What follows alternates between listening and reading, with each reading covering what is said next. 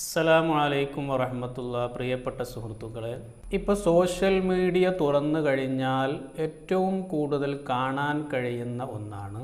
ഒന്നുകിൽ അത് കുടുംബത്തിനകത്തുള്ള പ്രശ്നങ്ങൾ വിവരിക്കുന്ന വീഡിയോകൾ.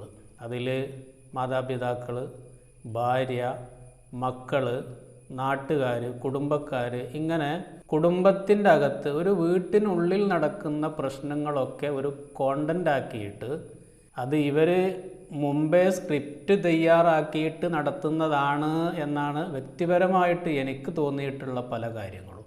കാരണം സ്വാഭാവികമായിട്ടും നല്ല റീച്ചിലുണ്ടായിരുന്ന ഒരു ചാനൽ പെട്ടെന്ന് ഡൗൺ ആയി പോകുമ്പോൾ അവരിടുന്ന കണ്ടൻറ്റുകൾക്കൊന്നും തന്നെ ആളുകളിലേക്ക് എത്തുന്നില്ല, കൂടുതൽ ആളുകൾ അത് വീക്ഷിക്കാനില്ല എന്ന് കാണുമ്പോൾ ഇവർ തന്നെ കുടുംബത്തിനകത്ത് മാതാപിതാക്കളും ഭാര്യയും മക്കളും ഒക്കെ ചേർന്ന് കൊണ്ട് ഒരു സ്ക്രിപ്റ്റ് തയ്യാറാക്കിയിട്ട് നടത്തുന്ന നാടകമായിട്ടാണ് എനിക്ക് തോന്നിയിട്ടുള്ളത് പലപ്പോഴും.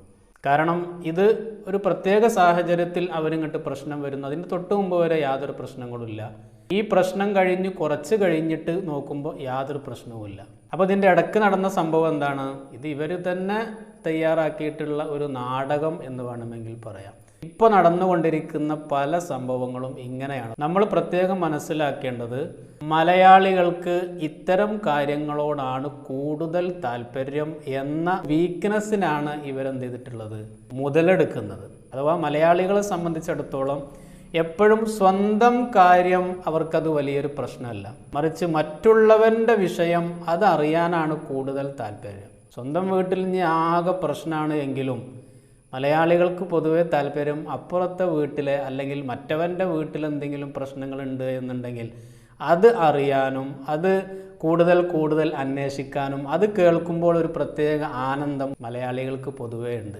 ഇതേ ഒരു കാര്യം മുതലെടുത്തുകൊണ്ടാണ് ഇപ്പോൾ നടന്നുകൊണ്ടിരിക്കുന്ന സോഷ്യൽ മീഡിയയിൽ നടന്നുകൊണ്ടിരിക്കുന്ന കുറച്ച് കാലങ്ങളായിട്ട് നമ്മൾ കണ്ടുകൊണ്ടിരിക്കുന്ന പല സംഭവങ്ങളും. അപ്പോൾ നമ്മൾ മനസ്സിലാക്കേണ്ടത് നമ്മളൊരിക്കലും മറ്റുള്ളവരുടെ കാര്യങ്ങൾ കൂടുതൽ അന്വേഷിക്കാതിരിക്കുക എന്നുള്ളത് തന്നെയാണ്. ഇത് അന്വേഷിച്ചിട്ട് നമുക്കെന്താ കിട്ടാനുള്ളത്? ഒന്ന് നിങ്ങളൊന്ന് ആലോചിച്ച് നോക്കൂ. ഈ മറ്റുള്ളവൻ്റെ കുടുംബത്തിൽ എന്തെങ്കിലും ചെറിയ അല്ലറ ചില്ലറ പ്രശ്നങ്ങളുണ്ട് എന്നുണ്ടെങ്കിൽ അത് നമ്മൾ അറിഞ്ഞതുകൊണ്ട് എന്താണ് നമുക്ക് നേട്ടം? എവിടെയോ കിടക്കുന്ന ഒരു കുടുംബം, വല്ല തിരുവനന്തപുരത്തോ അല്ലെങ്കിൽ വല്ല കൊല്ലത്തോ ഉള്ള ഒരു കുടുംബം, ആ കുടുംബത്തിനകത്ത് ചെറിയ വിഷയങ്ങൾ ഉണ്ടാകുന്നു. അത് ഈ മലപ്പുറത്തുള്ള, കോഴിക്കോടുള്ള, കണ്ണൂരുള്ള നമ്മളത് കണ്ട് എന്താണ് നമുക്കതിൽ നിന്ന് കിട്ടാനുള്ളത്? ഒന്നും പ്രത്യേകിച്ചൊന്നും കിട്ടാനില്ല. പക്ഷെ അവർക്കിതുകൊണ്ട് പലതും കിട്ടാനുണ്ട്, അതവർ കിട്ടുന്നുമുണ്ട്. പല ആളുകളും ഇതിനെക്കുറിച്ച് പല അഭിപ്രായങ്ങളും പറഞ്ഞു. ഏതോ പുതിയ വണ്ടി എടുക്കാനുള്ള വണ്ടി ബുക്ക് ചെയ്തിട്ടുണ്ട്, ബെൻസ് ബുക്ക് ചെയ്തിട്ടുണ്ട്, ഓടി ബുക്ക് ചെയ്തിട്ടുണ്ട്. ഇത് കിട്ടുന്നതിന് വേണ്ടിയിട്ടുള്ള പുതിയൊരു നാടകമാണ് മക്കളെ, നിങ്ങളൊന്ന് സപ്പോർട്ട് ചെയ്യൂ എന്നൊക്കെ പറഞ്ഞുകൊണ്ട് പല ആളുകളും ഇത് സംബന്ധിച്ചുകൊണ്ട് വീഡിയോയുമായി രംഗത്ത് വന്നിട്ടുണ്ട്. ഞാൻ മനസ്സിലാക്കിയതും ഒരു പക്ഷേ സാമ്പത്തികമായ നേട്ടത്തിന് അല്ലെങ്കിൽ ഒരു പബ്ലിസിറ്റി കിട്ടുന്നതിന് വേണ്ടിയിട്ട് അല്ലെങ്കിൽ തങ്ങളുടെ റീച്ചിന് വേണ്ടിയിട്ടൊക്കെ ചെയ്യുന്ന വെറും ഒരു നാടകം മാത്രമായിട്ട് ഇതിനെ കാണുക.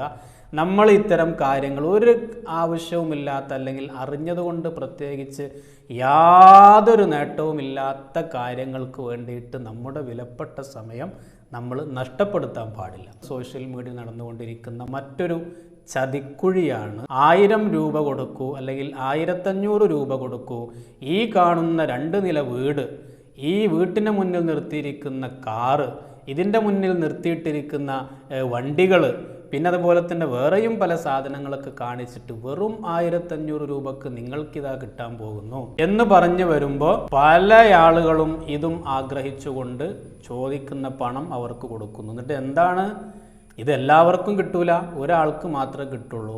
അത് ഞങ്ങൾ നറുക്കെടുപ്പിലൂടെ അത് ഞങ്ങൾ എന്ത് ചെയ്യും, തീരുമാനിക്കും, നറുക്കെടുക്കും, എന്നിട്ട് ആ ആൾക്ക് നമ്മൾ കൊടുക്കും. ഇങ്ങനെ ഒരുപാട് വീഡിയോകൾ ഇതിന് മുമ്പും ഇറങ്ങിയിട്ടുണ്ട്. ഇപ്പോൾ ഈ അടുത്താണ് ഇത്തരം നറുക്കെടുപ്പുകളുടെ യഥാർത്ഥ സ്വഭാവം അല്ലെങ്കിൽ തനി നിറം നമ്മൾ മലയാളികൾ കണ്ടത്. എന്താണ്?